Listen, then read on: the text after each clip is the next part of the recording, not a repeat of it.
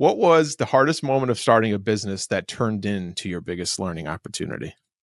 I think as the business has grown and starting it, you start as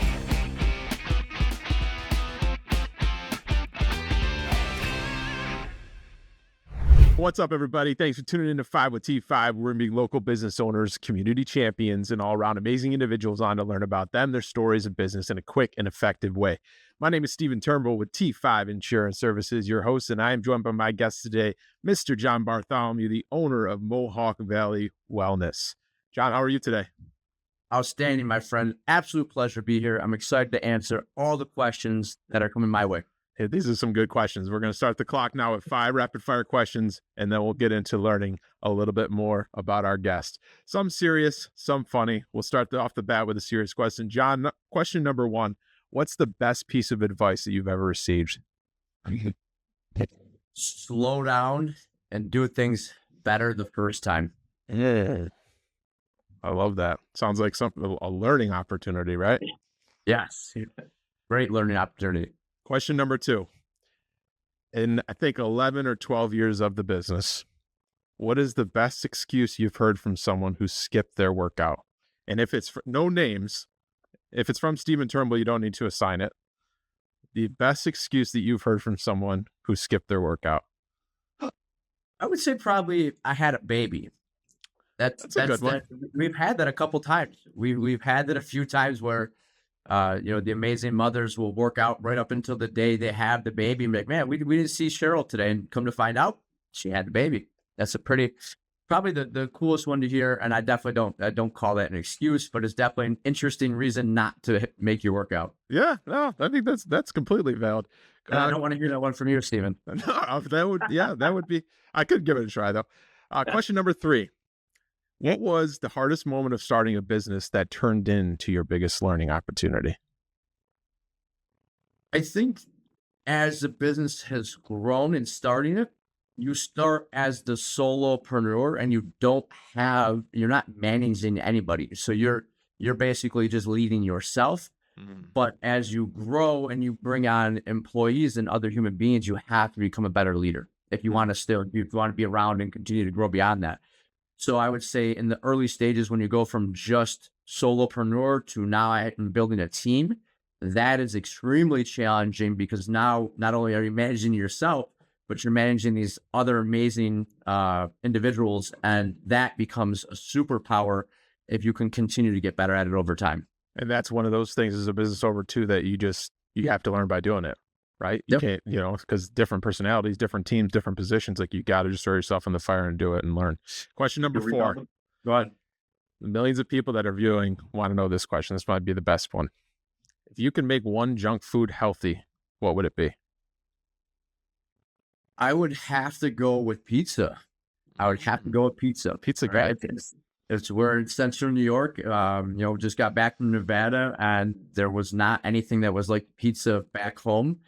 Find a way to reduce the overall caloric impact and crank that protein high. And I'm surprised somebody really hasn't made a healthier version that's tasty, right? There's a lot out there, but is it really all that good compared to the traditional pizza? Probably not. So what's the go-to pizza for John? The go-to pizza, we went out to Vegas and had it with friends, was like a meat lover's pizza. Bacon, sausage, pepperoni, all of it on top of just a traditional, none of the crazy, super thick crust, the traditional pizza that we get here in New York. Love it. Question number 5, last question. For John Bartholomew, what does winning mean to you? Love it. Great question, Stephen. Thank you. Winning means to me making measurable progress in the few areas that are truly important to me. Can I look backwards and see my own personal progress in this bucket that is important to me? So measurable progress, looking backwards, measuring backwards from John of last month, of last year, of last decade, John before he owned a business. Can I see the measurable progress? And again, these areas that are important to me. And over time, those areas may change. I didn't have children 5+ years ago, but now I do. I have 2 amazing boys. So can I see a measurable improvement of me being a good father over the last 5 years? That's winning to me. Let me ask you, how do you remind yourself to stick your head up out of the sandbox and take a look at your progress? Because we know both as business owners, the day to day can be so crazy. You're pulled in many different directions, but there's so much power in stopping and saying, hey, look where I am today versus 2, 3, 4, 10 years ago. And like, how do you remind yourself to do that? Interesting question. I think the way that I do that is when I start to feel frustrated or upset, I'll start to say, okay, well, why? What was the expectation? And then almost reverse it and say, okay, take a second, John, and slow down and realize, look at the progress you've made. What you're getting upset or frustrated with is this ideal, is this perfection that you're chasing that you probably won't ever be able to hit. But let's pause and stop, turn around and look backwards and see how far we've come. So it's actually triggered by looking for more, which is interesting, right? I'm looking forward because I want to make more progress and I want to do bigger and better things. And then sometimes, not sometimes, but often I will get frustrated that I haven't made that, haven't gone as far as I wanted to. But then it triggers me because through time and practice of this, I'll stop and say, okay, let's turn around and look in the other direction and see how far we've come. So it's actually triggered by, honestly, it's triggered by wanting more, which then makes me look backwards and say, okay, well, how far have you come? Right. I just broke my own rules there. That was really like 6 questions, but we're going to put the last 2 in together. You survived the first 5 questions. We got 10 minutes left on this puppy and a lot that I want to dive into. Tell us about John Bartholomeo. I want to get into Mohawk Valley Wellness, but tell us the story of John. How did John get to where he is today? Love it. So was lucky enough to grow up in a family where my father, who raised me, was an entrepreneur. He still to this day owns a business and was doing a lot of different things. I grew up in that and I saw that.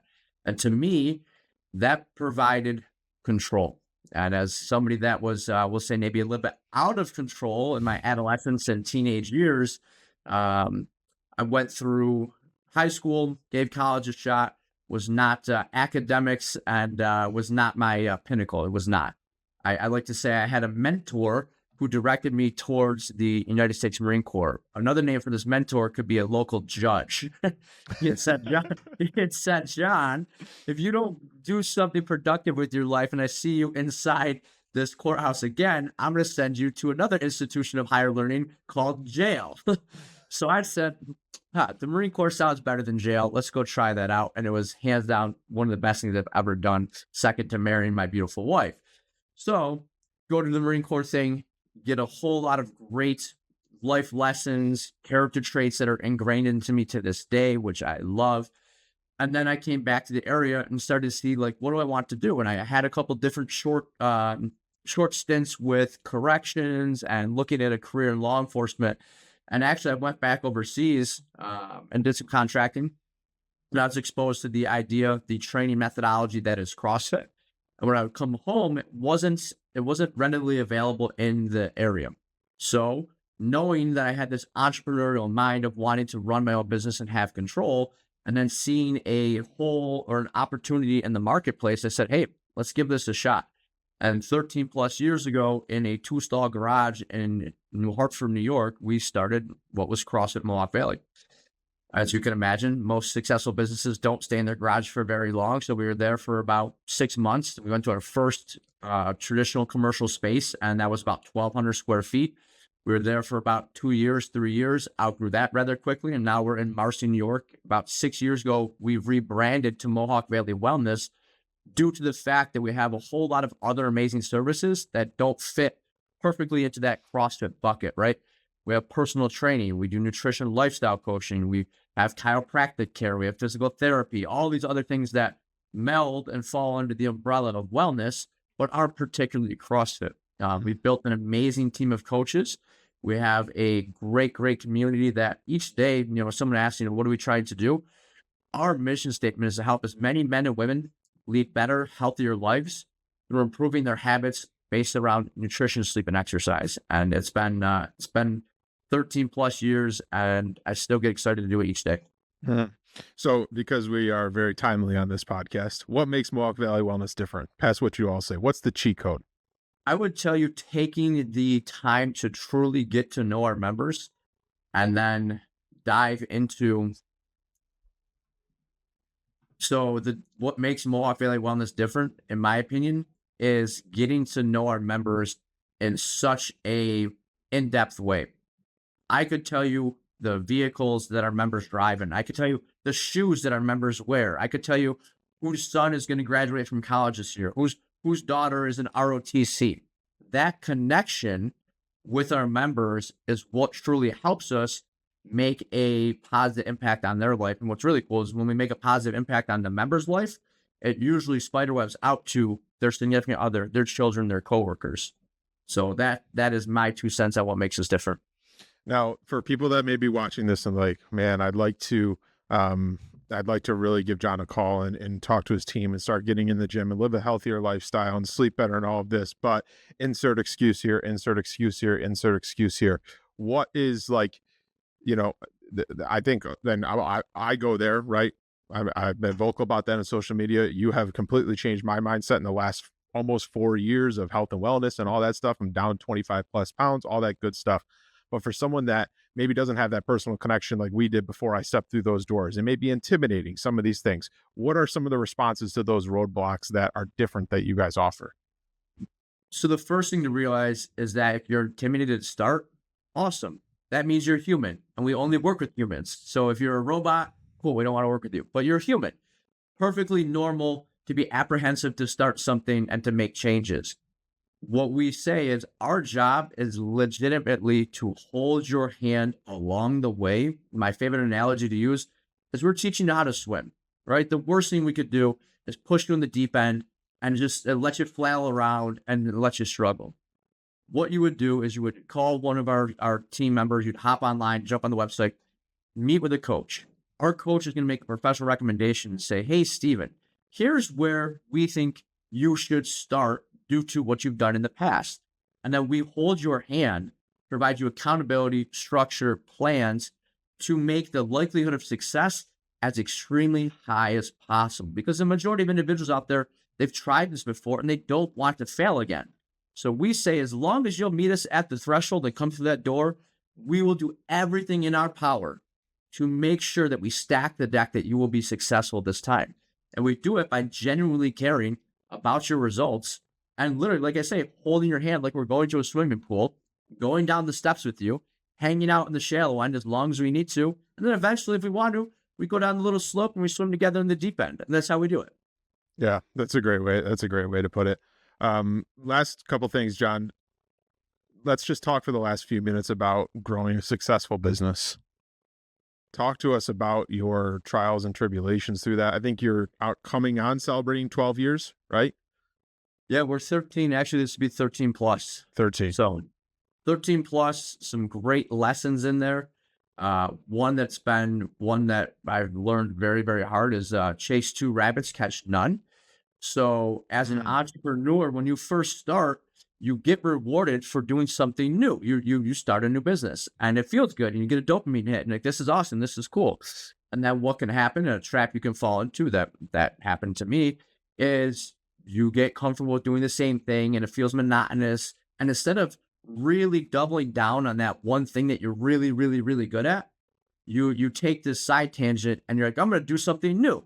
I'm going to chase this shiny object. And what you just did was you split your focus, where instead of narrowing down and putting a laser beam on that one thing that you were so, so good at, you now have 50% effort on that and 50% on your new thing. And that's a trap that I fell into that has been, actually, I wouldn't call it a trap. That is a beautiful lesson that I have learned and grown from, which now allows me to say, okay, lesson learned, come back and pour that focus into what you're really good at. Mm-hmm. So that's probably one of the biggest lessons learned in 13 years is beware the shiny objects along the way, because they're always going to be there. But just say, hey, what is my main focus and what can I just truly hammer so that you become so niched and so expertise in this one bucket that it's hard for anybody to compete with you because you're so good at that one thing, rather than 50% focus here, 25% here, 25% here. And you're okay, you're moderate at all 3 of them. Yeah.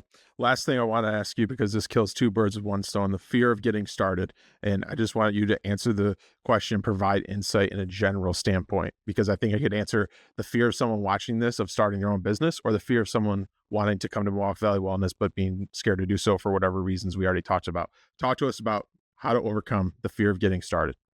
Love it. Just listened to something about this yesterday. Mentally, stack all the pain that you have. So we use the job. Say I have a job that I hate. How much pain is this causing me right now that I have this job that I can't stand? How much pain is this job going to cause me in the future if I stay in this job for 15, 20, 25 more years? Mm. Why not take the risk of trying something new that has the opportunity to allow you to have a beautiful, amazing life? And the nice thing is that it's not written in stone. So if you try it and it goes belly up, you can always go back to the job that you hate. It might not be the same job, but I'm sure you could probably get something in a parallel fashion. The same thing was starting at the facility. How much physical pain am I in? Am I trending to be diabetic, type 2 diabetic? How much pain am I in right now? How much pain has it caused me in the past? And if I don't do anything about it, how much pain will I have in the future? And superimpose that. Think about that for a minute. If I don't like how I feel physically, which also then affects your mental status, and I don't do anything about this, what will my life be like today, tomorrow, 5 years, and 10 years from now?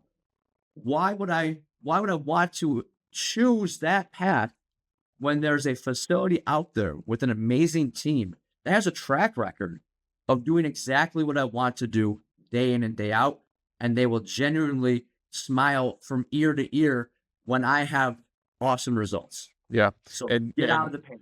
And you shared this with me, which is why I want to share it with the listeners too. And you have become a great friend, and I very much value our friendship.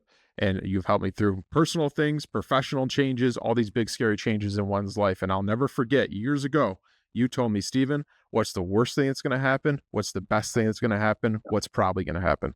If you take every roadblock, objection, fear in your life and look at that, what is the worst thing that could possibly happen? What's the best thing? And then let's be realistic. What's probably going to happen? It helps you break that down even further.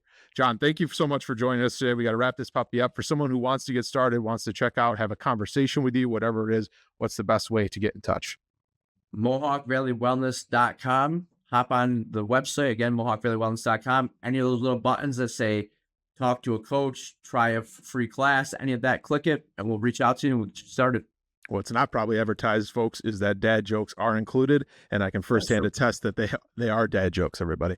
All right, everybody, that's a wrap of today's episode of 5 with T5. Hope you enjoyed this engaging conversation with John Bartholomeo from Mohawk Valley Wellness. Be sure to subscribe to our YouTube channel, Facebook page at T5 Insurance. Until next time, remember the power of connection and learning from one another is what makes our community thrive. But most importantly, remember to make an impact in someone's life today, even if that's your own.